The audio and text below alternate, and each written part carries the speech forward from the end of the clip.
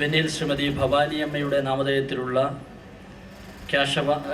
ഒരു അവാർഡ് ഏറ്റുവാങ്ങിയ ശാന്തി medical information സെൻ്ററിൻ്റെ ചുമതലയുള്ള ശ്രീമതി ഉമാ പ്രേമനെ ആശംസകൾ അർപ്പിക്കുന്നതിന് വേണ്ടി ക്ഷണിക്കുന്നു. വേദിയിലും സദസ്സിലുമുള്ള പ്രിയപ്പെട്ടവരെ, നിങ്ങളിൽ ആർക്കും എന്നെ അറിയില്ല. ഒന്നോ രണ്ടോ പേര് മാത്രമേ എന്നെ പരിചയമുള്ളൂ. ഞാൻ ഗുരുവായൂരടുത്ത് കോട്ടപ്പടിയിൽ ശാന്തി മെഡിക്കൽ ഇൻഫർമേഷൻ സെൻ്റർ എന്ന് പറഞ്ഞ ഒരു സ്ഥാപനം നടത്തുന്ന ആളാണ്. എൻ്റെ ഭർത്താവിൻ്റെ ഓർമ്മയ്ക്കായി 15 വർഷം മുന്നേ, അദ്ദേഹം മരിച്ചത് ഇന്ന് മെയ് 27-ാം തീയതിയാണ്, ഇന്ന് 16-ാം വർഷമാണ്.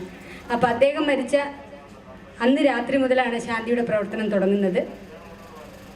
96 ദിവസം ശ്രീചിത്രയിലെ വെന്റിലേറ്ററിൽ അദ്ദേഹം കിടന്നപ്പോൾ, ഡോക്ടർ നീലകണ്ഠൻ്റെ ചികിത്സയിൽ അവിടെ കിടന്നപ്പോൾ, ആ 96 ദിവസത്തെ അനുഭവമാണ് ശാന്തി പോലെയുള്ള ഒരു സ്ഥാപനം തുടങ്ങാൻ എന്നെ പ്രേരിപ്പിച്ചത്. ഏത് രോഗത്തിന് എവിടെ ചികിത്സ കിട്ടുമെന്നറിയാതെ, സർക്കാരിൽ നിന്ന് ധനസഹായം കിട്ടുമോ നമുക്ക് എന്നറിയാതെ, ഒരു ചികിത്സയ്ക്കായി തിരുവനന്തപുരത്ത് എത്തുമ്പോൾ എവിടെ താമസിക്കാൻ സൗജന്യമായിട്ട് സ്ഥലം കിട്ടും, അല്ലെങ്കിൽ ചിലവ് കുറഞ്ഞ രീതിയിൽ എവിടെ താമസിക്കാൻ പറ്റുമെന്നറിയാതെ, അല്ലെങ്കിൽ ഒരു രക്തം പെട്ടെന്ന് ആവശ്യം വന്നാൽ ആരെ സമീപിക്കുമെന്നറിയാതെ, മരുന്ന് മേടിക്കാൻ കാശില്ലാതെ നടക്കുന്ന ഒരുപാട് ആളുകളെ ആ 96 ദിവസം ഞാൻ കണ്ടു. അത്തരക്കാർക്ക് ഒരു ഇൻഫർമേഷൻ കൊടുക്കാൻ ഒരു സ്ഥാപനം ആവശ്യമാണ് എന്ന് എനിക്ക് തോന്നി. അദ്ദേഹം മരിച്ച ആ ദിവസം തൊട്ട് ഇതിൻ്റെ പ്രവർത്തനം തുടങ്ങി. 1997 ഓഗസ്റ്റിലാണ് ഒരു ഓഫീസായി തുടങ്ങുന്നത്. തുടക്കത്തിൽ ഇത്തരം വിവരങ്ങൾ മാത്രമേ കൊടുത്തുകൊണ്ടിരുന്നിരുന്നുള്ളൂ. 99-ൽ ഒരു വൃക്ക നഷ്ടപ്പെട്ട് അച്ഛനും അമ്മയും മരിച്ചുപോയ ഒരു യുവാവിന് യാദർശികമായി എനിക്കൊരു വൃക്ക കൊടുക്കാനുള്ള ഭാഗ്യം കിട്ടി. എൻ്റെ ജീവിതത്തിൽ സർക്കാർ ഇത്രയേ ചോദിച്ചുള്ളൂ, ഒരു വൃക്ക കൊടുത്താൽ എന്ത് കിട്ടും? എനിക്കൊരു സഹോദരനെ കിട്ടും. ആ ഒരു സഹോദരൻ ഇന്നും എന്നോടൊപ്പമുണ്ട്. അന്നാണ് വൃക്കരോഗികളെ നേരിട്ട് വളരെ അടുത്ത് വെച്ച് ഞാൻ കാണുന്നതും അവരുടെ പ്രശ്നങ്ങൾ മനസ്സിലാക്കുന്നതും. ഒരു വൃക്കരോഗിക്ക് വൃക്ക കൊടുത്ത് നമ്മളെന്തോ നല്ല കാര്യം ചെയ്തു, ഇനി നമുക്ക് മുന്നോട്ട് പോകാമെന്ന് പറഞ്ഞ് തിരിച്ച് എൻ്റെ ഓഫീസിലെത്തിയപ്പോൾ കേരളത്തിൽ കാസർഗോഡ് മുതൽ പാറശാല വരെയുള്ള 300ഓളം പേർ ബാക്കിയുള്ള ഒരു വൃക്കയ്ക്കായി കാത്തിരിക്കുന്നുണ്ടായിരുന്നു. അവരോട് ഞാൻ പറഞ്ഞു, എനിക്ക് അങ്ങനെ രണ്ടും കൊടുക്കാൻ പറ്റില്ല, എന്നാലും നിങ്ങൾ കൊടുത്തല്ലേ, നിങ്ങൾ തന്നെ ഒന്നുകൂടി ശ്രമിക്കേ എന്ന് മാത്രം പറയുന്ന, വൃക്ക 2 കൊടുത്താൽ ഒരാൾക്ക് ജീവിക്കാൻ പറ്റില്ല എന്നുപോലും അറിയാത്ത ഒരുപാട് പാവപ്പെട്ടവരായിരുന്നു വൃക്കരോഗികളായിട്ടുണ്ടായിരുന്നത്. നേരത്തെ ഇവിടെ നമ്മുടെ DMO പറഞ്ഞ പോലെ ലൈഫ് സ്റ്റൈൽ ഡിസീസ് കൊണ്ടുള്ള ഡയബറ്റിക് ഹൈപ്പർ ടെൻഷൻ 2 കൊണ്ടുമുള്ള വൃക്കരോഗികളായിരുന്നു അതിൽ മിക്കവാറും ആൾക്കാർ. ഞാൻ കൊടുത്തിട്ടുണ്ട്, സലീൽ വെച്ചിട്ടുണ്ട്. സലീലിനെ അന്ന് തന്നെ എന്നോടൊപ്പം കൊണ്ടുവന്നു.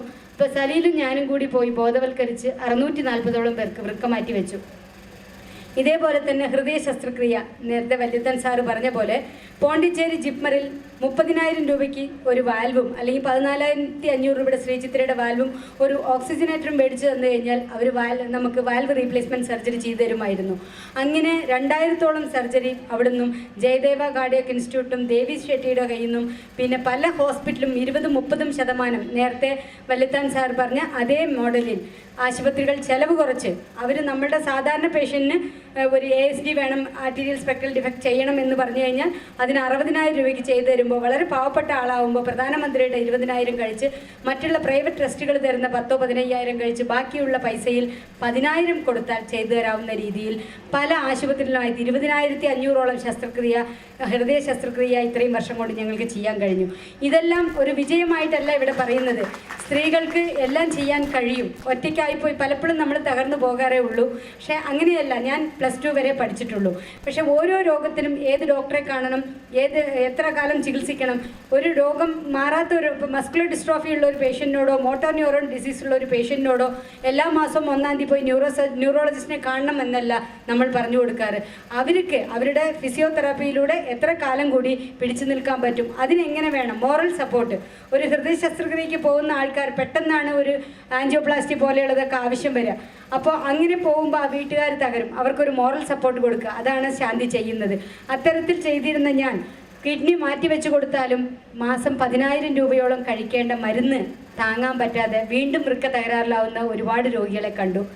അപ്പോഴാണ് എനിക്ക് മനസ്സിലായത് ബോധവൽക്കരണം ഏത് മേഖലയിൽ ആവശ്യത്തിനേ പാടുള്ളൂ എന്ന്. എന്തുകൊണ്ടെന്ന് വെച്ചാൽ നമ്മൾ ബോധവൽക്കരിക്കുന്നു, നാട്ടുകാർ കമ്മിറ്റി ഉണ്ടാക്കുന്നു, വൃക്ക വീട്ടുകാരിൽ നിന്ന് മേടിച്ച് വെച്ചു കൊടുക്കുന്നു. അതൊരു കാലഘട്ടം കഴിഞ്ഞാൽ ആ മരുന്ന് കഴിക്കാൻ പറ്റാതെ ആവുമ്പോൾ വീണ്ടും ഫെയിലിയർ ആവുന്നു. അത്തരക്കാർക്ക് വേണ്ടിയിട്ട് 2002 നമ്മൾ തുടങ്ങിയതാണ് ശാന്തി സബ്സിഡൈസ്ഡ് ഡയാലിസിസ് യൂണിറ്റ് എന്ന് പറഞ്ഞ്.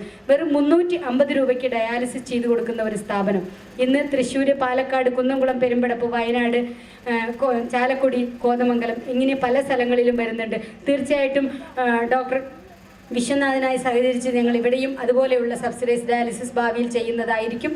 ഇതിൻ്റെ ലക്ഷ്യം ഇത്രയേ ഉള്ളൂ. ഇതൊരു സോഷ്യൽ ഇക്കണോമിക് ബർഡനാണ് ഈ വൃക്കരോഗം എന്ന് പറയുന്നത്. അവരും നശിച്ച് ആ കുടുംബവും നശിച്ച് സമൂഹത്തിനും ഒരു ബാധ്യതയാവുന്ന രോഗം.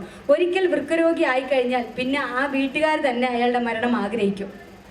നമ്മൾ മരിക്കാൻ വേണ്ടി നമ്മുടെ വീട്ടുകാർ പോലും പ്രാർത്ഥിക്കുന്ന ഒരവസ്ഥയിൽ ജീവിച്ചു പോകേണ്ട ഒരവസ്ഥയിലേക്ക് ആരും എത്തരുത് എന്നതിനെക്കുറിച്ചുള്ള ബോധവൽക്കരണമാണ്, ലൈഫ് സ്റ്റൈൽ ഡിസീസിനെ കുറിച്ചും ക്രോണിക് റീനൽ ഫെയിലിയറിനെ കുറിച്ചുമുള്ള ബോധവൽക്കരണമാണ് ശാന്തി ഏറ്റവും കൂടുതൽ നടത്തുന്നത്.